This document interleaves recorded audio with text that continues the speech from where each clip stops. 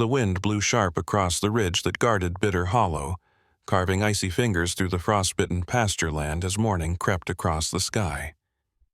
Caleb Mercer stood at the split-rail fence, one gloved hand resting on the worn top rail, the other holding a chipped enamel mug that steamed against the cold.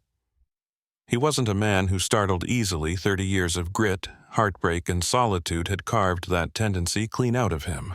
But something about the way Romer moved that morning made the hairs on his arms rise beneath the wool of his coat. The stallion limped, just slightly. It wasn't dramatic, not the kind of uneven gait that screamed injury or screamed for immediate attention. No, this was subtler, like a whisper in a dark room. If it had been any other horse, he might have missed it. But Romer wasn't just another horse. He'd been with Caleb for over 7 years, bought after the worst winter the Hollow had seen in a decade, and the loneliest one Caleb had endured since his wife, Clara, passed away. The stallion had pulled him through bitter storms, flash floods, and a barn fire started by lightning 2 summers back. Romer was more than reliable. He was elemental, steady, unshakable, which made the limp feel like a betrayal or a warning. Caleb tossed the last of his coffee into the frozen dirt and climbed through the gate. The snow crackled under his boots as he crossed the yard, Romer lifting his head slowly from the hay trough. His eyes, deep, dark, and impossibly knowing, met Caleb's without flinching. "Hey there, boy," Caleb muttered, voice low and gravelly as he reached for the halter. Romer didn't resist. He never did. The swelling was still there. Lower left hind leg, just above the fetlock. About the size of a grapefruit now, larger than it had been the week before, harder too. Caleb knelt beside it, brushing the short winter coat aside and pressing his fingers gently against the mass. No flinch, no heat, no reaction at all. But the surface was taut, stretched, and he realized with a strange sinking in his gut, it felt shaped, not rounded like a cyst or a swollen joint, not soft like an abscess. There were angles here, flat planes, almost geometric. One edge in particular seemed deliberate. Caleb leaned back on his heels, heart ticking just a little faster. He'd seen all manner of injuries and growths over the years, infected puncture wounds, tumors, barbed wire tears, but never anything like this. Something about the way it sat under the skin didn't feel like a wound. It felt like a secret. He stood slowly, brushing snow off his jeans, his breath fogged in the air as he looked out over the corral, toward the low hills and the empty county road beyond. Bitter Hollow was 3 hours from the nearest proper vet clinic, and even longer from anyone who specialized in equine care. He'd been planning to wait it out, let the swelling pass. But now, he needed help. As the morning wore on, Caleb brought Romer into the small stable and bedded him down with fresh hay and a flake of alfalfa. He rubbed a warm towel along the stallion's flank, whispering nonsense while his mind raced with possibilities. Infection? No, there was no fever. Embedded object? Maybe. But how could anything get that deep without Romer reacting sooner? He pulled the tarp off the old tack trunk in the corner, rummaging through for the portable vet kit. It wasn't much, mostly salves, wraps, and antibiotics past their expiration date, but it made him feel less useless. By midday, the sun had risen just enough to melt the rim of frost from the barn windows. Caleb sat on an overturned bucket beside Romer's stall, arms resting on his knees, staring at the leg like it might confess something if he just looked hard enough. His thoughts drifted back to when he bought Romer. It had been near a border town in Texas, at a dusty horse exchange manned by traders who spoke in grunts and dealt mostly in mustangs run down from the desert. Romer had stood out immediately tall, muscled, with a strange stillness in his eyes that reminded Caleb of canyon stone. The man selling him had said little, only that the horse had been traded in from somewhere back east. No papers, no name. just a decent price for a strong back. Back then, Caleb hadn't needed stories. He needed survival. So he paid cash and rode out with the stallion, naming him Romer on the trail without a second thought. But now, 7 years later, he found himself wondering what that silence had hidden. As dusk settled in, Bitter Hollow turned blue and brittle in the falling light.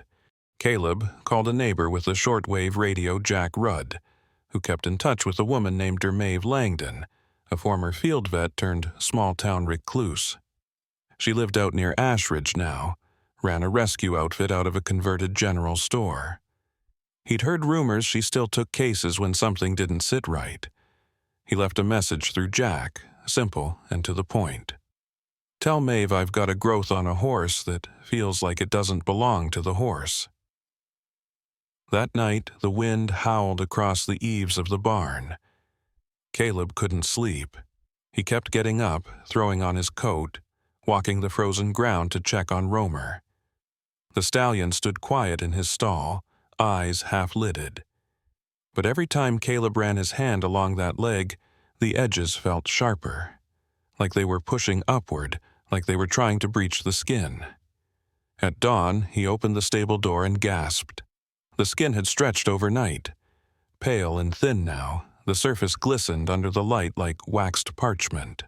Beneath it, without needing to touch, Caleb could see something dark and angular pressing outward.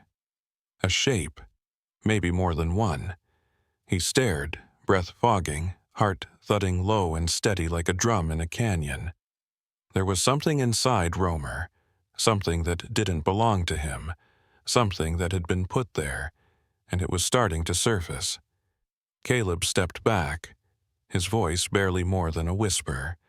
"Hell, what have you been carrying, boy?" And for the first time in years, Romer made a sound Caleb had never heard before. A low, rumbling exhale. Not pain, not fear. Something more like relief, as if whatever burden he'd borne had finally grown too heavy to hide. The sun hadn't yet cleared the ridge, but Caleb was already tightening the cinch on the travel harness. He didn't know what Dr. Maeve Langdon would find, but he knew he couldn't wait another day to find out. Something was coming loose, and whatever it wasn't just bone and tissue, it was a secret. And secrets had a way of turning lives upside down. The frost had not yet melted when Caleb Mercer nudged Romer forward onto the winding trail that led out of Bitter Hollow. Beneath the heavy hooves of the stallion, the hard-packed earth groaned, brittle with the cold. The morning sun barely lit the path ahead, but Caleb didn't need light to find his way. He'd ridden this trail more times than he could count. Only now, each hoofbeat carried with it the weight of something unresolved, something ancient, something hidden under skin and silence. Romer moved steadily, though slower than usual. His gait had changed overnight, not drastically, but enough that Caleb felt it in his own bones, the way old friends feel each other's pain without speaking. The swelling on the stallion's leg was tighter than ever. The skin stretched in a way that made Caleb's gut churn. Every time he glanced down, he imagined something shifting just beneath the surface, angular, foreign, patient. The town of Ashridge sat nestled between hills like a forgotten coin at the bottom of a drawer. Once a railroad town, then a mining post, now little more than a gas station, a few clapboard houses, and an outpost where Dr. Maeve Langdon patched up what the rest of the county preferred to ignore. The townsfolk rarely saw her, but those who knew the stories, the ones about how she'd once saved a dozen horses after a trailer crash in the blizzard of '08, still brought their broken creatures to her door. Caleb hadn't spoken to Maeve in years, not since Clara's funeral, when she'd stood silently by the fence and then left without a word. There'd been no falling out, just the drifting that happens between people when grief builds walls faster than anyone can tear them down. By the time he arrived, the sky had turned the color of old tin, and Romer was beginning to sweat from the exertion. Maeve's place was quiet, but not deserted. The open barn door, the half-loaded hay cart beside the porch, the faint sound of a radio playing somewhere inside, all signs of life that gave Caleb just enough confidence to dismount. He led Romer into the barn and waited. Maeve emerged from the shadows like someone accustomed to silence. She was older now, her hair pulled back in a braid, skin weathered by wind and time, but her presence hadn't faded. She didn't speak right away. She didn't need to. Her eyes went straight to Romer's leg. And that was when something shifted in Caleb an old familiarity. Not quite comfort, but something close. He told her what had happened, what he'd felt beneath the skin, what had changed overnight. Maeve listened in stillness, like someone reading a language written in wind. She examined the leg without asking permission. Her touch practiced, deliberate. When she finally spoke, her voice was low and certain. "This isn't inflammation," she murmured. "This isn't injury, it's encapsulation." Caleb frowned. "The body's response to something it can't absorb," she continued. "It builds a shell around it, scar tissue, fibrous membrane to seal it off. Happens with splinters, with metal, even old bullets." She stepped back. "But nothing this size, not without trauma." Caleb thought back. 7 years. Romer had never limped until now. No injuries beyond the usual cuts and kicks, no surgeries. But then a memory surfaced, blurred by time but vivid in its strangeness. The trader at the border station. The horse's odd calmness during storms. That first winter in Bitter Hollow, when Romer had flinched at the sound of hammering and refused to walk past Caleb's old welding shed. Caleb hadn't thought much of it then. Horses had quirks. But now, each detail pressed at him like a puzzle long ignored. He told Maeve what he remembered, about buying Romer from a man with no name and no backstory, about the horse's silence, his strength, the way he'd survived everything thrown at him without complaint, about the break-in 3 winters ago when everything else had been stolen, but Romer had been left untouched in the barn. Maeve said nothing for a while. Then she motioned toward the back room of the barn. "I've got a surgical kit sterilizing," she said simply. "Give me 20 minutes." Caleb nodded, unsure whether it was relief or dread coiling in his chest. He spent the time brushing Romer down, speaking to him softly, fingers tracing the length of the stallion's neck, the slope of his shoulder, the scarred knot above his fetlock. The horse didn't move much, but his eyes stayed on Caleb the whole time, steadfast and calm, as if he too knew that something buried was about to be revealed. When Maeve returned, she'd changed into her old operating apron, sleeves rolled up, gloves tight. The back room had been cleared, a padded table prepared, lights swung into place. "Help me lift him," she said. "He'll be fine. I'll use a mild sedative, just enough to keep him steady." They worked in silence, the old rhythm returning between them without fanfare. Romer didn't resist. He walked where he was led, lay where he was asked, trusted hands that had never betrayed him. The sedative took hold slowly, and Maeve knelt beside the swollen leg, scalpel poised. Caleb held Romer's head, steadying it against his knee. The incision was clean. What emerged was anything but. The first layer peeled back with the ease of silk. Beneath it, embedded in the muscle, wrapped tightly in a waxed leather pouch, was something that caught the light and held it like a secret. Maeve paused, breath hitching. She lifted the bundle carefully, sliced the binding with a steady hand, and unfolded the waxed fabric. Inside was a gemstone, a deep green emerald, cut and polished, the kind of clarity that didn't come cheap or easy, not the sort of thing you'd find loose on a ranch trail, the sort of thing people locked in safes or smuggled across borders. Maeve didn't speak. She just looked at Caleb, eyes sharp and disbelieving. Then she reached back into the cavity. Another bundle, then another. Each one wrapped identically. each one sealed in leather, protected from time and blood and decay. By the time she'd removed the fifth pouch, Caleb had stopped breathing. His hands had gone numb where they rested against Romer's neck. They laid the contents out on a surgical cloth: emeralds, rubies, sapphires. 17 stones in total, each one perfect, untouched by the years spent hidden beneath skin and silence. Maeve sat back on her heels. "This wasn't an accident," she said. "This was planned." And Caleb, staring down at the glinting pile, knew she was right. Whatever Romer had carried all these years, it wasn't pain. It wasn't infection. It was treasure, deliberately hidden, expertly preserved. And the question that now weighed heavier than the stones themselves: who had put it there? And what were they willing to do to get it back? Romer slept longer than expected. The sedative had been mild, carefully measured by Maeve's experienced hands, but perhaps the weight he'd carried all those years required more than anesthesia to be lifted. His breathing was steady, flanks rising and falling like slow waves in a harbor, but there was something hollow in the silence that filled the barn. Not a silence of peace, but of reckoning. Caleb stood over the surgical table, eyes fixed on the line of gemstones laid out like forbidden relics. The cloth beneath them, once meant for bandages, now looked like an altar. Each stone had a distinct shimmer, but it wasn't their beauty that kept Caleb frozen, it was their purpose. 17 in total. No two were the same. Some shone deep red like old blood, others clear as glacier melt.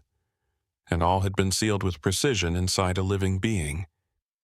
He had seen greed before, the kind that made men steal cattle or water rights. But this was something else. Cold, methodical, buried deep in the muscle of an animal, with the kind of trust that would have let someone get close enough to do it. Maeve hadn't said much since the last pouch was opened.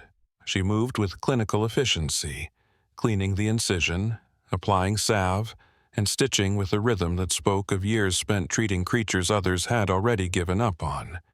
Only when she wiped the sweat from her brow and leaned against the stall wall did she finally speak, her voice brittle with fatigue.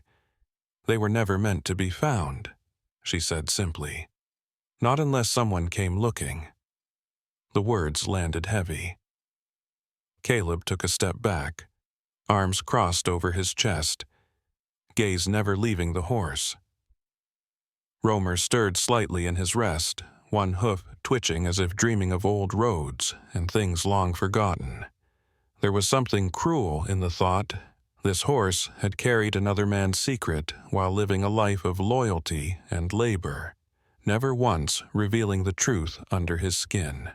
The question hung like frost in the rafters. Who had buried them there? And why use a horse? Maeve returned to the surgical tray. In one of the smaller pouches, different from the others in color and stitching, she had found something that didn't sparkle. A thin piece of waxed cloth, folded tightly, tucked beneath a single sapphire.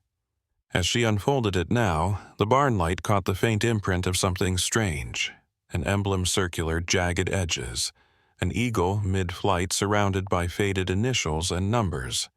Not military, not police, but something paramilitary, unofficial.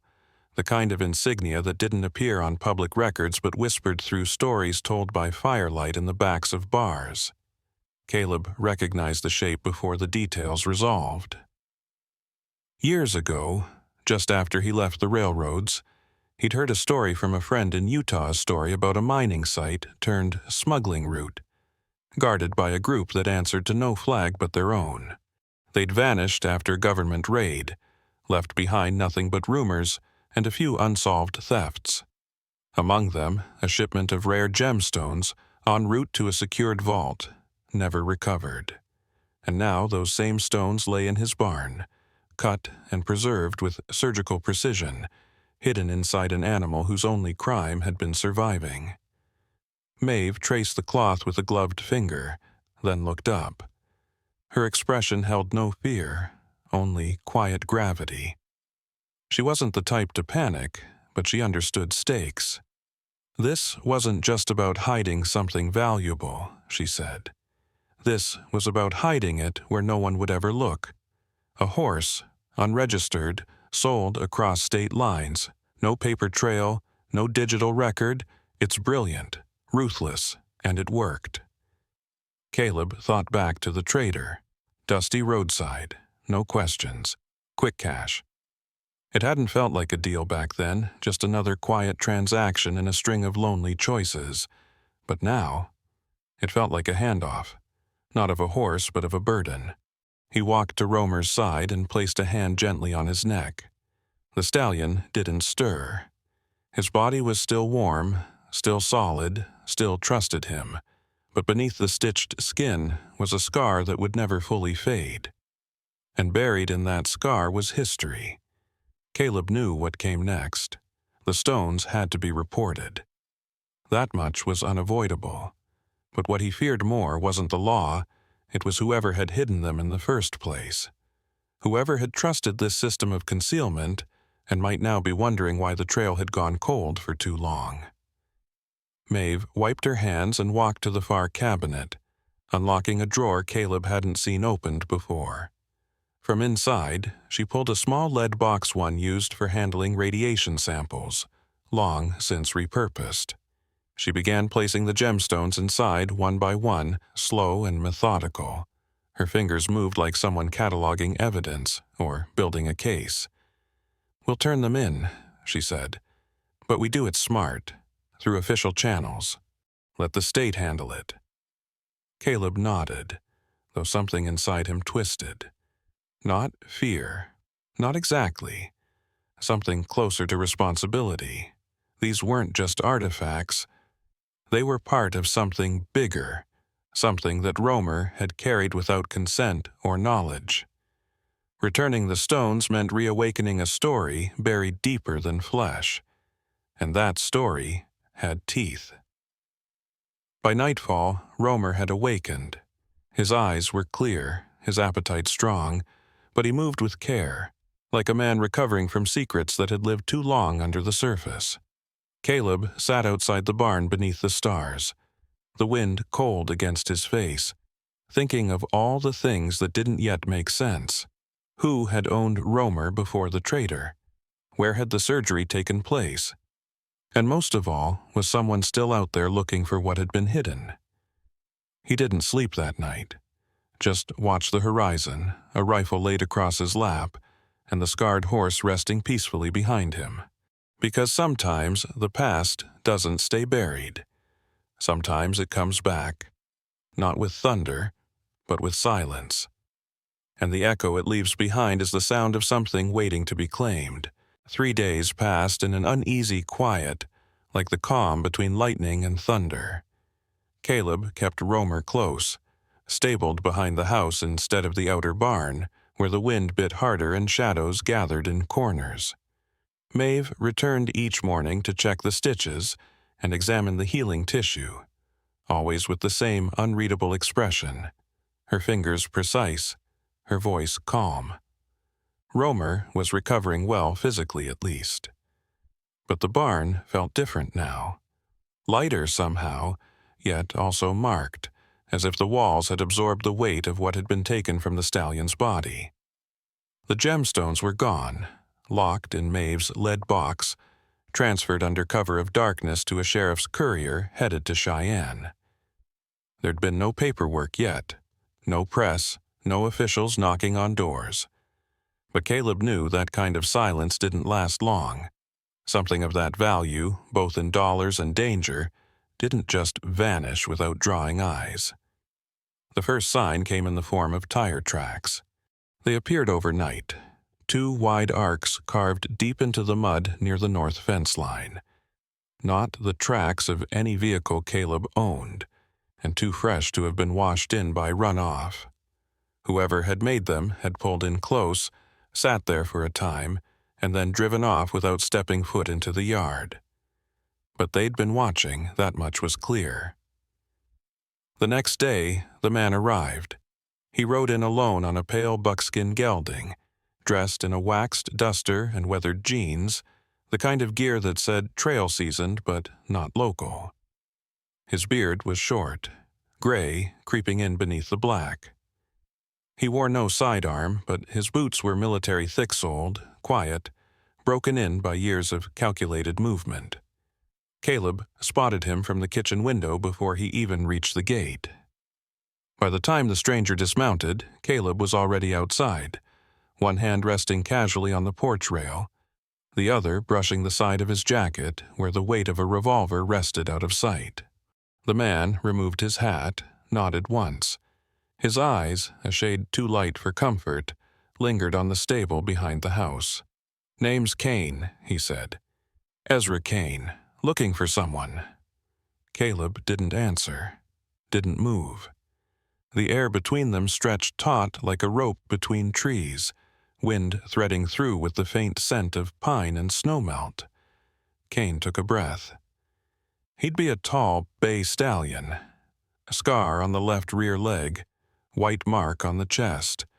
Went missing years ago after some boys ran off with stock near the Utah line. Still, Caleb said nothing, but Romer, as if summoned, gave a low nicker from within the stable, and Kane's gaze snapped to the sound. "That's him," he said. Not a question, a confirmation. He explained, in measured words, that he was the nephew of a man named Julian Kane, a former gem dealer turned recluse who had vanished during the federal raids on illegal mines outside Moab in 2009. Julian had apparently operated outside the law for years, cutting deals with diggers and traffickers, moving uncut stones across state lines under false names. When the operation collapsed, Julian disappeared, along with millions in unrecovered inventory. "Most people think he skipped the country," Kane said. "I think he stayed close, hid what he needed to, and planned to come back for it. I spent the last decade chasing rumors, livestock sales, quiet whispers from broken men in dusty towns." His eyes returned to the barn. "That horse was the last link I had." Caleb let the story settle in the space between them, testing its weight. It wasn't the details that gave him pause, it was the ease with which Kane told them. Too smooth, too rehearsed, like a man who'd built his life on stories that bent just enough to fit the listener's needs. And then, as if on cue, the final piece fell into place. That night, after Kane had been turned away politely but firmly, Caleb found Maeve standing in the barn, holding something small and dark in her palm. A scrap of cloth, damp and worn, pulled from a piece of stitching she'd rechecked near Romer's old wound. It bore the same emblem as the waxed note from before, but this time there were words, barely legible, frayed at the edges. "Don't trust the one who comes late." Not if, not maybe. A warning. Plain and direct. Maeve didn't ask what it meant. She didn't have to. Caleb felt it settle in his gut like a stone in water. Ezra Kane wasn't looking for his uncle's legacy. He was looking for the stones, and he knew, somehow, that they'd already been found. 2 nights later, Caleb woke to a strange stillness, the kind of silence that doesn't feel empty but watched. He stepped outside, boots crunching over frost, heart ticking a half-beat faster. Near the barn, the latch on the side gate was swinging open. The chain that usually locked it clipped clean through. Romer was still there, alert, unhurt, but breathing hard, nostrils flared. Someone had tried to enter, tried and failed. The next morning, Caleb rode into Ashridge, reported the break-in, and handed the cloth fragment to the sheriff. They took his statement with tired eyes and vague reassurances, but Caleb knew it was a formality. Law moved slow in these parts. Real danger didn't. That same day, Maeve called him back to her clinic with news. She'd gone through her old surgical records years of handwritten notes from back when she still did freelance work. Nothing matched Romer. No surgical entry, no emergency suture in that location. But she recognized something else. the type of stitching. Not veterinary, not civilian. Medical grade, but irregular. A style she'd only seen once before, on a military contractor she treated during her brief stint with an off-books field team out of Nevada. The tools used weren't standard issue. The incisions had been done with gear not sold over any legal counter. "I don't think this was done in a barn," she said. "I think it was done in a lab, or a camp. Somewhere mobile, hidden, temporary." Which meant whoever had done it hadn't been acting alone. And if that was true, then Kane wasn't the only one out there still looking. Caleb didn't sleep that night. Instead, he sat by Romer's stall, rifle across his knees, the lantern dimmed low. The horse stood quiet, but Caleb could feel the tension in the air, something coiled, waiting, watching from beyond the fences. It wasn't just about gemstones anymore, it was about who had buried them, and who still believed they were his to reclaim. The final snowfall of the season came without warning, soft and soundless. It blanketed Bitter Hollow in silver silence, coating the rooflines and fences, making even the most familiar corners of the land feel distant and surreal. Beneath that hush, the days passed not with urgency, but with the slow, deliberate weight of decisions waiting to be made. And under the frozen sky, Caleb Mercer knew the time had come to choose what kind of story he wanted to leave behind. Romer's wound had sealed into a clean, dark scar, faintly raised and sensitive in the cold, but no longer tender. The stallion moved easier now, his stride smoother with each passing day. And yet he remained more watchful than before. His ears always slightly cocked toward the tree line, his movements more measured. It was as if he too sensed something hadn't yet finished. Something was still circling. News from Cheyenne came in fragments. Maeve had contacts there, officials willing to speak off record. The gemstones had been verified, part of a collection stolen 12 years ago from a classified transport route near Moab. A shipment of high-grade stones, intended for encrypted engraving and trade finance, vanished en route. The case had gone cold, suspects scattered, assets buried deep enough to vanish from all databases, until 17 of them emerged from the leg of a horse in the middle of Wyoming.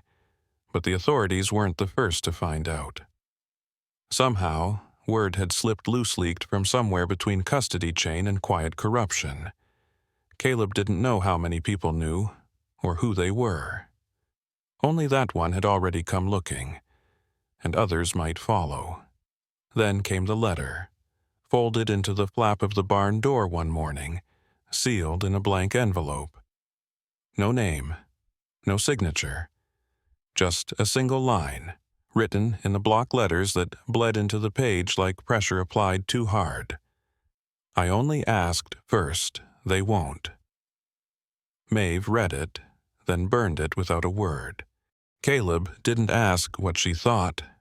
Her silence said enough. The sheriff called 2 days later to confirm what they already suspected. Ezra Kane had a fake name, a burner phone, and no traceable past. He'd skipped town without a trace, left the borrowed horse at a truck stop on the I-25 corridor. Nothing else. Not even a forwarding direction. That night, the wind rose again. Caleb took Romer out under the stars, riding not toward town, but away from it, up along the ridgeline that overlooked the hollow.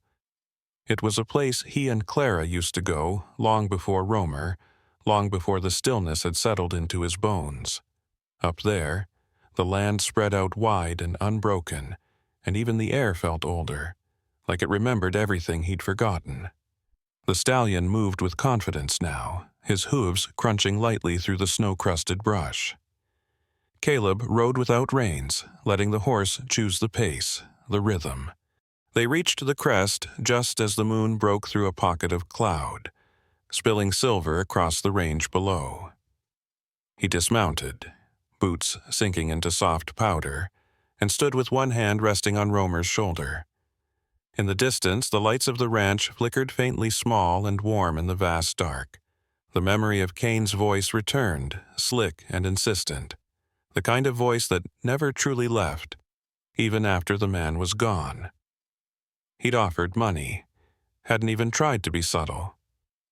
Caleb could still feel the weight of that moment, the calculation behind Kane's eyes, the way he spoke of Romer like he was a locked safe, not a living creature. But Kane had missed something that couldn't be priced or measured.